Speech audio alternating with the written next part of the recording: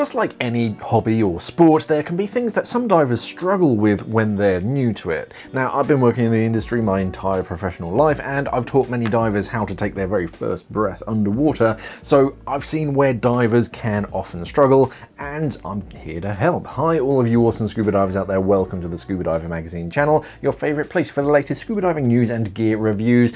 I've seen everything a student can throw at an instructor, but probably not true, to be honest. There's always something weird and wonderful that they can throw out there, but I've seen a heck of a lot of divers struggle with specific tasks and figured I'd talk through some of the tips and tricks to help prevent these altogether, or just how to complete these tasks more successfully the next time you encounter them, and you don't need to struggle trying to work them out for yourself. Scuba.com is your one-stop shop for everything underwater. Whether you're a seasoned scuba diving pro or just starting to explore the wonders of the deep, Scuba.com has everything that you need. Browse their extensive selection of scuba and snorkeling equipment from leading brands, find masks, fins, BCDs, wetsuits and regulators and everything else that you need for a comfortable and safe dive. Scuba.com's team consists of highly trained and experienced professionals who have dived all over the world. Get personalized recommendations for the perfect gear, no matter your diving destination or style. Ready to take the plunge? Scuba.com offers scuba diving classes from all levels, from beginner open water diver certification to advanced technical diving courses. If you're looking for the ultimate underwater adventure, Scuba.com curates diving trips around the globe to exotic destinations. Dive into a world of possibilities with Scuba.com.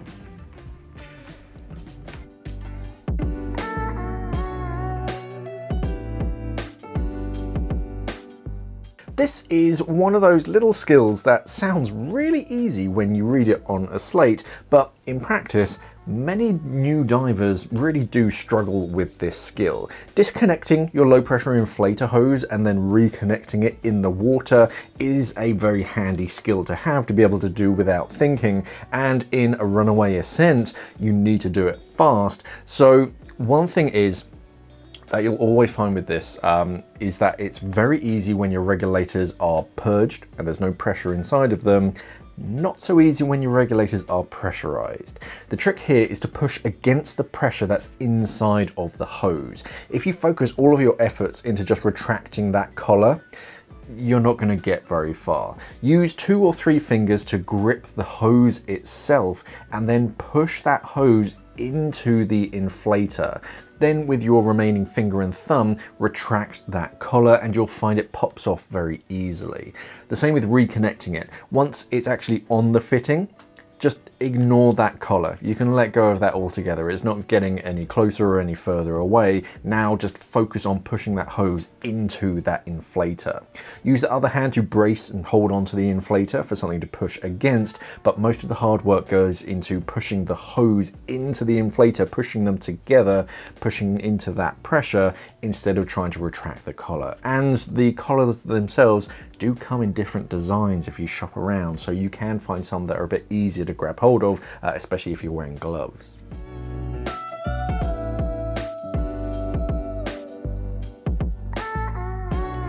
Some divers struggle to remove their regulator after a dive, and there are a few reasons why this can happen, and of course a few tips to prevent it. The first is attaching your regulators too tight. Finger tight is your target here. Whether it's A-clamp or DIN, you don't need to wrench it onto your cylinder for it to seal. Just finger tight does the job. If it's just finger tight and it leaks, it's probably that one you either haven't fitted it correctly or you need a new O-ring. If your first stage is stuck in place after a dive because it's been put on too tight, then you can turn the body of your first stage a little to help and get a bit more like leverage, and you might hear a little gasp of gas when it actually it breaks that seal. That gasp of gas is another reason why some divers struggle, and it means that there was still a small amount of pressure in your regulators that you didn't purge. That pressure is going to push on those screw threads and it's going to make it harder to remove that first stage. So you want to make sure that you purge your regulator completely, and even after it's made its little last gasp, just try that purge button again. If it's tight, just keep purging that second stage to make sure that you've got rid of all of the pressure in your regulators. This is what usually catches most divers out. They press the purge button once or twice, but there's still like a few bar or PSI inside the hoses that you need to purge. And it's usually my first instinct before, like if someone asks me to help get their first stage off, my first instinct is to purge it again, just to double check. Instead of trying to wrench that first stage off, you got to purge the regulator once more. So before I even touch the first stage, I just purge both second stages, usually just in case.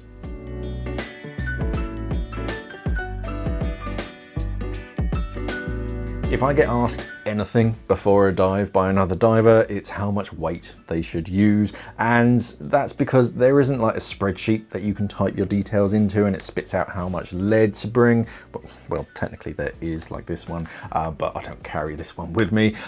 It's not an easy thing to work out, and most divers would rather just bring too much lead instead of not enough so that they know they're going to sink. The trick here is to just spend some time working out just how little lead you actually need and write that number down so that you know for next time.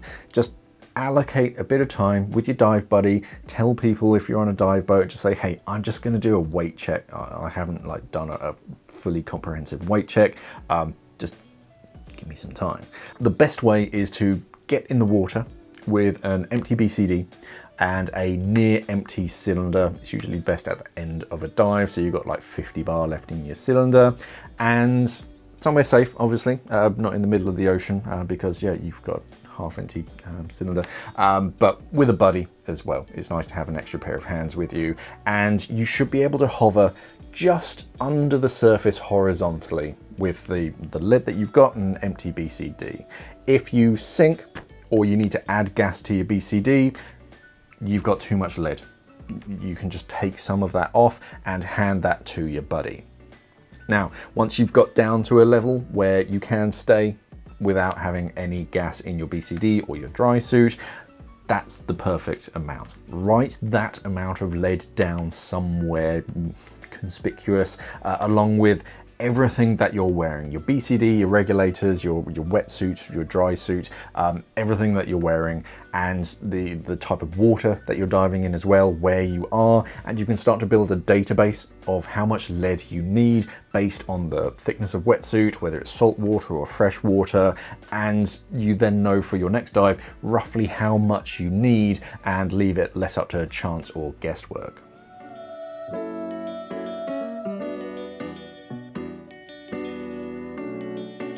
Raise your hand if you've ever seen or heard a diver flailing around with a free-flowing second stage, or you've done it yourself.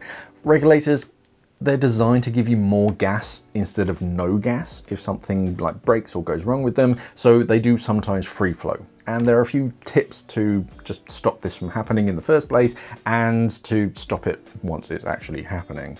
The first is prevention. Whenever I take a second stage out of my mouth, I point the mouthpiece downward. Flip the Venturi switch to a negative position or like a pre-dive position, depending on the manufacturer, and dial in the breathing adjustment to reduce airflow, or at least reduce the ease of that valve from opening. It basically makes opening that valve as hard as possible and less likely for that second stage to free flow.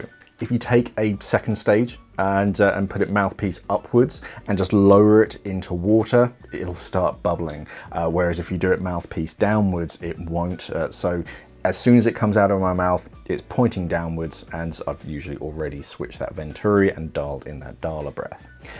Once you have a second stage that is free flowing, my first instinct is just to jam something in that mouthpiece hole. A finger or thumb is usually the first choice, but blocking that hole helps to make gas collect on the inside of the body and push the diaphragm forwards to help close that valve.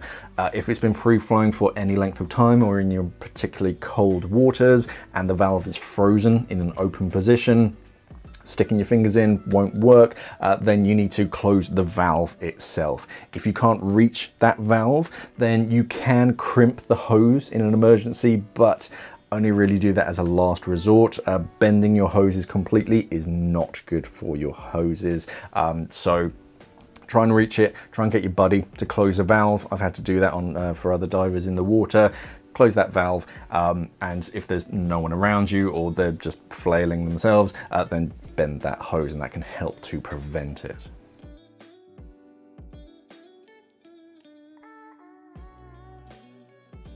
One of the worst experiences a divers can face, other than like decompression illness and like brushing up against fire coral, is slipping into your wetsuit while it's still soggy from the first dive of the day. The trick here is for past you to be a good person and put a little effort in.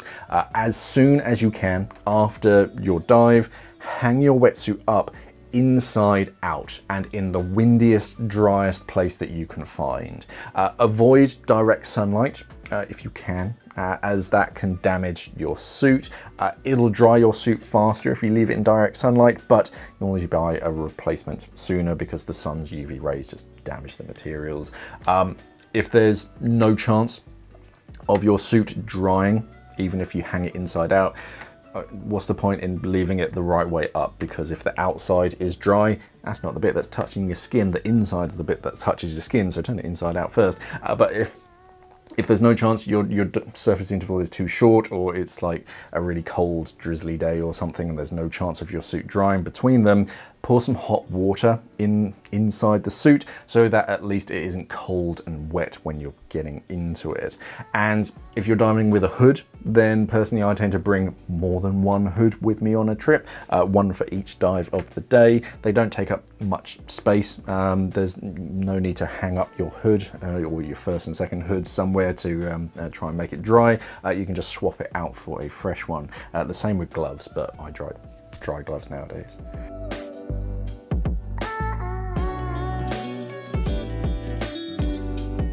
Talking about gloves, donning and doffing thick neoprene gloves is pretty tough. The first one goes on, well, like a glove, but you have the perfect dexterity with your other hand to get it on nice and neatly and zip it up or Velcro, whatever it is. Now you need to put your second glove on with like 10 millimeters of neoprene between your fingertips. That can be a little bit messy. The best way to get your second glove on is to get someone else, get surface support to do it for you. If there's a tender around, then just ask them to neaten up your gloves for you. But if everyone is diving and they're all wearing gloves, then put your first glove on first. Well, actually, no. First, roll back the kind of the wrist section of the glove before you put your first glove on, so that for your second one you can just slip your hand in and then roll that wrist section onto the wrist. Or also consider thin plastic gloves. They can be quite helpful to help your hand glide in with less resistance. I used to get mine at a petrol station because they'd usually have like a box of them. So that you don't get fuel on your hands or whatever, but we don't really have them nowadays. They're trying to reduce the amount of single-use plastics, but yeah, they did make life a lot easier as a dry suit diver.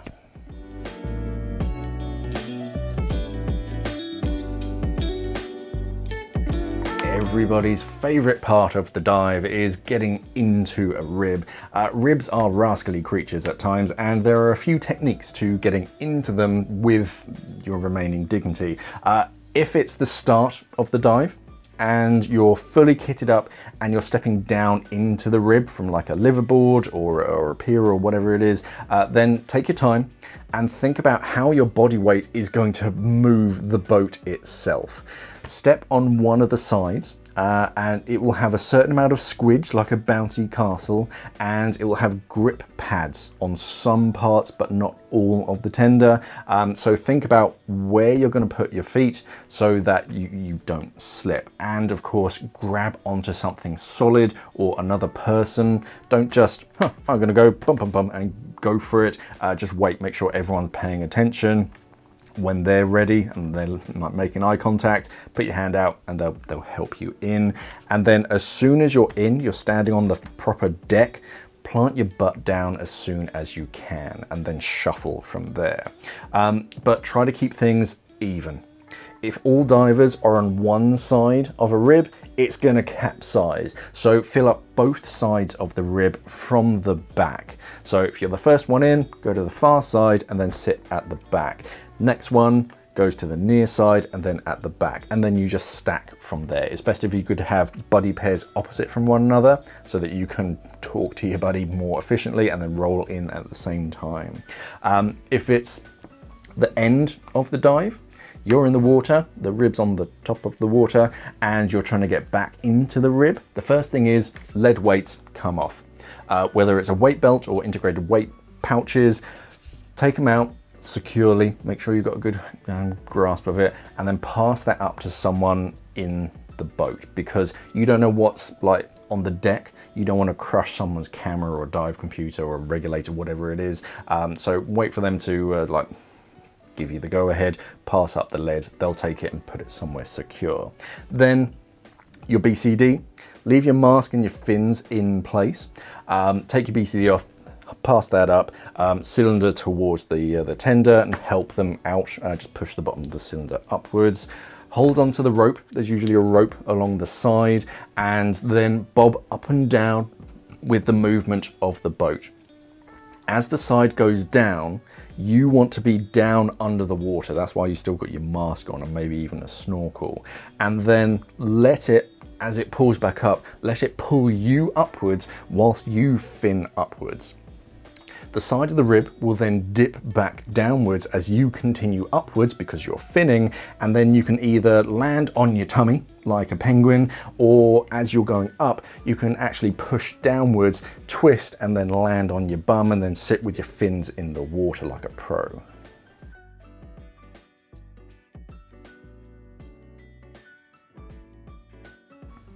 Equalising. Equalising really is the big one, and it's the hardest to teach because you can't see very much happening. You can't see if someone's doing it correctly, or you can't see someone demonstrating it very well. The important thing with equalising is that there's more than one way to equalise your ears, and you should be doing it a lot earlier than you probably are if your ears are hurting especially. We have several maneuvers and techniques to equalize your ears. Most people are taught the pinch your nose and then blow. That doesn't work for everyone. So if you do struggle to equalize your ears, maybe look up some other equalizing techniques. I imagine I've done a video on the popular ones myself, but it doesn't matter how well you do any particular technique if you're too deep for it to work and the pressure around you is too great. If you don't equalize early and often, and I mean, I'm personally equalizing on the journey on the surface to the dive site, just to get things ready and like lubricated and loosened up. Once I'm in the water, I'm still equalizing on the surface, equalizing all the way down. It is possible to reach a depth where the pressure difference is so high that it actually holds the opening of the tube that you're trying to equalize closed. That's why we teach you to ascend and then try again, because it alleviates the pressure around you. But equalize as much as you can, as early as you can. You can't over equalize your ears. So start off really early, descend a little bit, equalize again, equalize again. If you're feeling something, if you're feeling discomfort, it's already too late. Just equalize all the way down.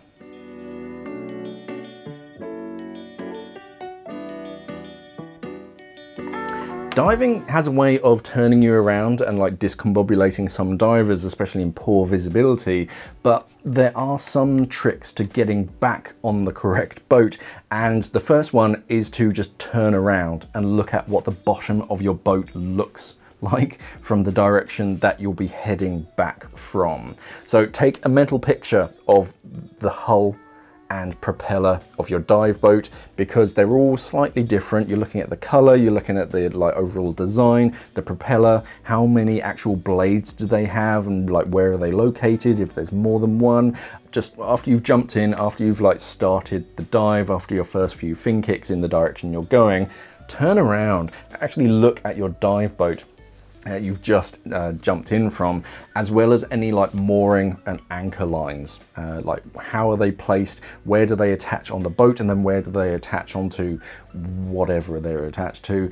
They can sometimes change when you're in the water if the boat crew needs to move mooring lines and whatnot, but it's worth looking to see where the ropes are going so that when you come back, if they haven't moved the lines, then you can see that, oh yeah, that's definitely my boat. After looking at the bottom of my boat or the substrate around like the entry point, I look at the compass and I look at the sun. Those two can help you build like a mental map of the rough positions of where things are in your head and which way you should be facing to return them. If you swim out from where you started and you're facing the sun, or you're facing away from the sun, then you know that, oh okay, the sun's in that direction, so that means that the entry point is over there. The same with north and south, those kind of things. I just take that like mental snapshot of, hey, north is in that direction, I'm heading this direction, so that means that when I come back, north should be on my right hand side.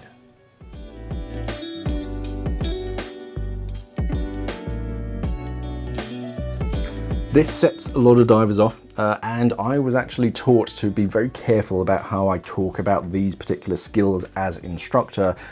Nobody likes a sudden rush of cold water around their nose and eyes. The important thing to remember is that whilst your second stage is in place, you can still breathe. That isn't going to change. I know it's easy for me to say, but when you've got water in your mask and you're getting ready to clear it, take a few calming breaths in and out from your mouth and form a rhythm. Just nice, slow breathe in, breathe out. And then when you're ready, breathe in, breathe out, breathe in, and then breathe out slowly through your nose. Don't rush. It's not about forcing the water out of your mask. It's about filling your mask with air. If you think about the volume of your lungs compared to the volume of your mask, you can easily fill that mask on a single breath if you do it correctly. So have that breathing rhythm, nice, slow, calm, and then really slowly and gently breathe out through your nose, and that's going to fill your mask with air, displace that water and push it out of the bottom. It's not about trying to force it out, because that's just going to come out from your mask. It's real slow and steady. So there were 10 things that I've seen divers certainly struggle with, and a few ways to fix them. If you've ever come across anything that you personally struggle with, then pop it down in the comments and I'll see if I can help. The community does an awesome job of answering questions as well, so thank you everyone for there. Some things are hard to explain, but we'll do our best. Remember to check out today's sponsor, scuba.com, for your next dive gear purchase or dive holiday, because they do it all basically over at scuba.com. And of course head over to our website scubadivingmag.com and subscribe to the channel here on YouTube if you're new. I upload videos every week and I won't charge you anything for a basic subscription over here. So yeah, just make sure that you're subscribed because I've been on a few YouTube channels now. Anyway, thank you for watching everybody, and of course, safe diving.